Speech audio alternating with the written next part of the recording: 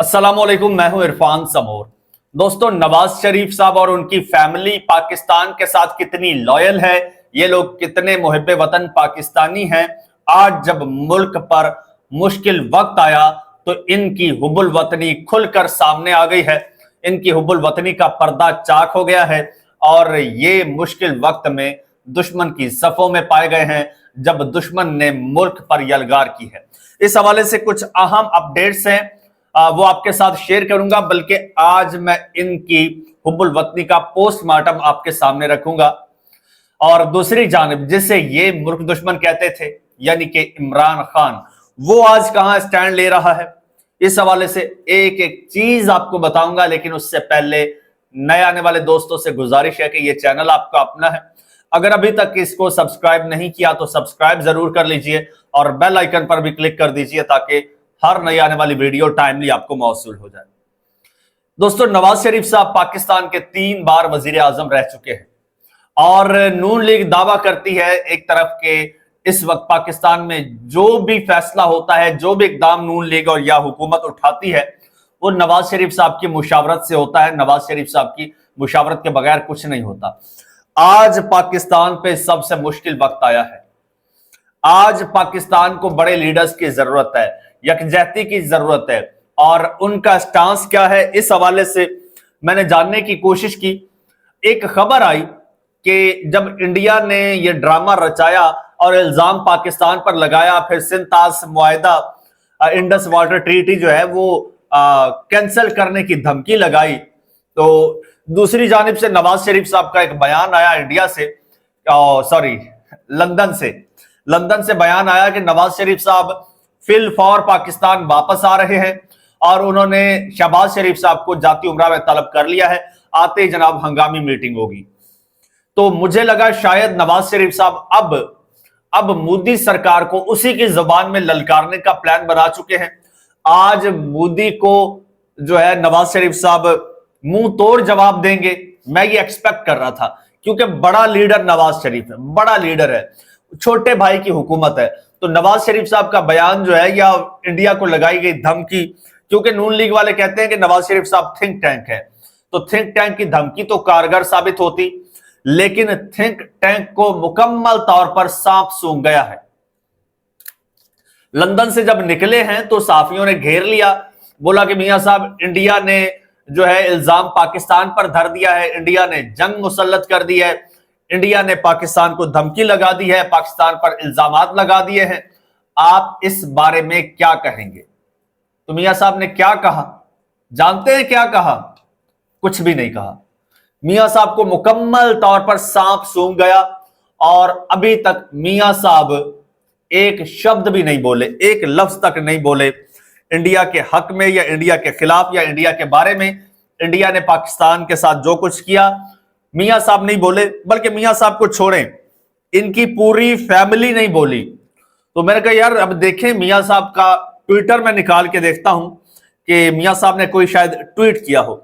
तो अब मैं ये निकालने लगा हूं आपकी मौजूदगी में, आपके रूबरू। मैंने जी ये ट्विटर निकाला मोहतरम नवाज शरीफ साहब का। अब ये नवाज शरीफ साहब का ट्विटर है, यानी एक्स। 9 अप्रैल को इनका लास्ट मैसेज है सेनेटर ताज हैदर की वफात पर। उन्होंने कहा कि जी दिली अफसोस हुआ है। उससे पहले ईद मुबारक का मियां साहब ने ट्वीट किया। उसके बाद हाफिज हुसैन अहमद साहब की वफात पर दिली अफसोस किया। और उससे पहले 12 मार्च को जाफर एक्सप्रेस पर जो हमला हुआ था उस पे जनाब शदीद रंज का इजहार किया है, शदीद रंज का इजहार किया, लेकिन उस पर भी जनाब जो है वो मुजम्मत उसकी नहीं की। बीएलए का मियां साहब ने नाम तक नहीं लिया था। उसके बाद यह वाकया हुआ, मियां साहब ने एक ट्वीट तक करने की जहमत नहीं की। अच्छा, मियां साहब को छोड़िए, फिर अकाउंट खोलते हैं जनाब मरियम नवाज साहिबा का, जो कि किसी को कुत्ता भी काट लेता है तो उसकी मुजम्मत देती हैं। मरियम नवाज साहिबा मुजम्मत करती हैं और फौरन ट्वीट दाग देती हैं। अब उनका वो ट्रैक रिकॉर्ड देख लें, या फिर मरियम नवाज साहिबा की कोई तारीफ करता है तो उस पर भी रिप्लाई करती हैं मरियम साहिबा।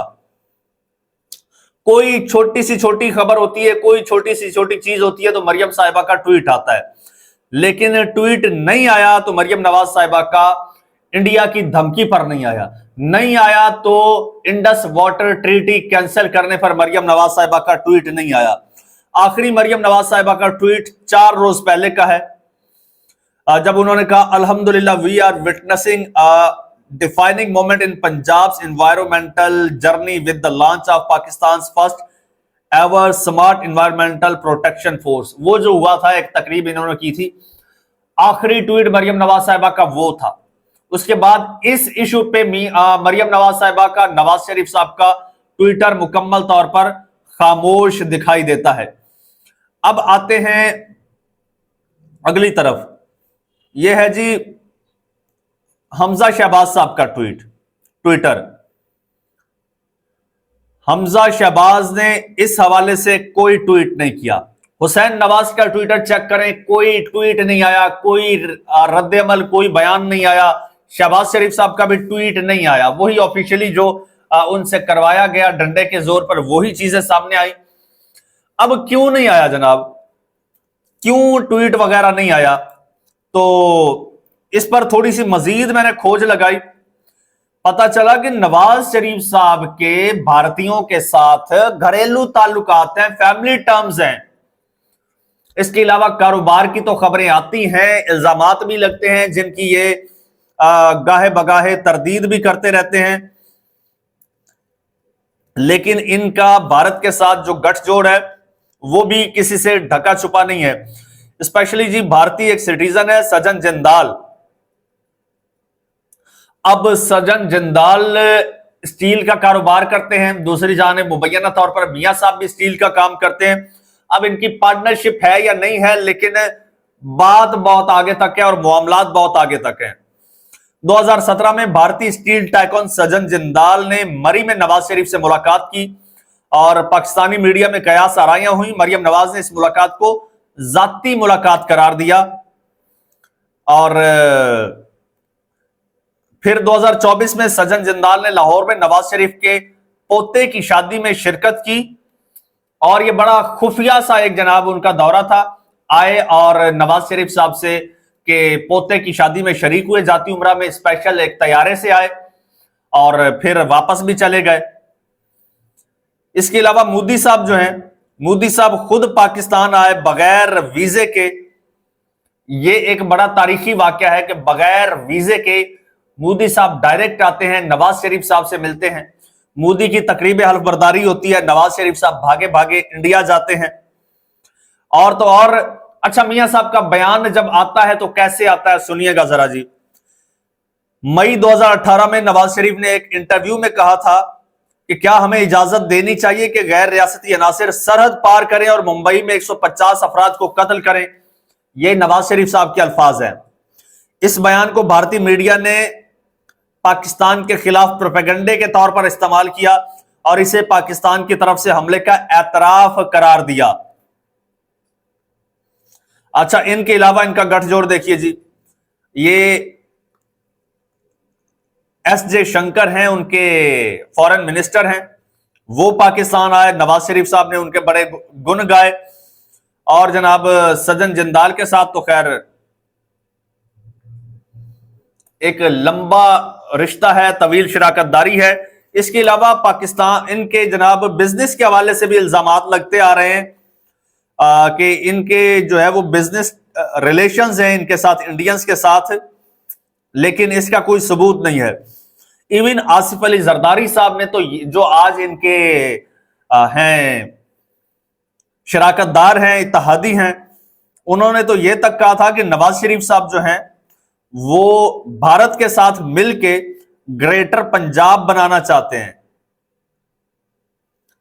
क्या ग्रेटर पंजाब बनाना चाहते हैं? ये इल्जाम लगाया था जरदारी साहब ने और ये वक्तन फवक्तन जो है इन पर भारत के साथ कारोबार के हवाले से भी इन पर इल्जामात लगते आ रहे हैं। ये 2017 में जरदारी साहब ने यह कहा था कि नवाज शरीफ ग्रेटर पंजाब के तस्वुर पर काम कर रहे हैं ताकि भारत में अपने कारोबारी रवाबित को मजबूत कर सकें। 2015 में इमरान खान साहब ने यह इल्जाम लगाया था कि 1990 की दहाई में भारत के साथ चीनी के कारोबार से जो है वो $60 मिलियन नवाज शरीफ साहब ने कमाए थे। तो ये कोई जनाब ये ढकी छुपी और ये कोई नई बात नहीं है शरीफ फैमिली पर इस तरह के इल्जामात लगना। अभी ये मेरे सामने जनाब ये अब्दुल बासित साहब हैं, उनका एक बयान है। उन्होंने कहा था कि नवाज शरीफ के हिंदुस्तान में कारोबार हैं, उनके भतीजे सुलेमान शहबाज मुझे फोन करके इंडिया जाने वालों के लिए वीजे लेने की कोशिश करते थे। ये साबिक सफीर हैं इंडिया में रहे अब्दुल बासित साहब, उन्होंने नवाज शरीफ साहब के बारे में ये कहा है। और जब ऐसे मरासिम हो इतने गहरे कि आप बगैर वीजों के उनको पाकिस्तान बुला लें और वो आपको इंडिया बुला लें, और जब अब वक्त आया है मुश्किल, तो वही भारत है, वही मोदी है जो आज आपके मुल्क को ललकार रहा है और तबाह करने की धमकियां दे रहा है। अरे ये चंद रोज पहले जब ये इजलास था इस्लामाबाद में, तो सहाफी आए थे, नवाज शरीफ साहब से मिले थे, बरखा दत्त ये वो। आज उनकी जुबान चेक कीजिए, जिनसे मिलके आप कह रहे थे ना कि हम हमारे ताल्लुकात अच्छे हो रहे हैं और मरासिम अच्छे हो जाएंगे, मिलना चाहिए, वो क्या जहर उगल रहे हैं। वो आज पाकिस्तान को सिफा हस्ती से मिटाने की बातें कर रहे हैं। आपके शराकतदार, आपके रिश्तेदार, आपके ताल्लुकदार, और आपको आज सांप सूंघ गया है, आपकी बेटी साहिबा को सांप सूंघ गया है। और फिर मुल्क दुश्मनी का इल्जाम आप इमरान खान पे लगाते हैं। तो इमरान खान के 2019-20 के बयानात जिन्होंने पूरी दुनिया को हिला के रख दिया था, आज भी वो वायरल हो रहे हैं। इमरान खान ने कहा था कि मोदी अगर सोचता है हमला करने का तो हम रिटेलिएट करने का सोचेंगे नहीं, हम रिटेलिएट करेंगे। और फिर पाकिस्तान ने रिटेलिएट किया था, भारत को नाको चने चबवाए थे। किसने? इमरान खान ने। उसने कहा था कि हम 22-25 करोड़ पाकिस्तानी हैं और हम शहादत का जज्बा रखते हैं, हम एक एक फर्द जो है वो भारत से लड़ने के लिए तैयार हैं और लड़ेंगे। जिसके बाद भारत की नींदें हराम हो गई थी। और एक हमारे मियां साहब हैं, अब मियां साहब को पता नहीं क्या हमदर्दी है इंडिया के साथ। कुछ भी हो जाए, कुछ भी हो जाए, इंडिया चाहे आपकी इज्जतें पामाल कर दे, आपको पिछाड़ के रख दे, लेकिन आपने इंडिया के खिलाफ ना खुद एक लफ्ज बोलना है,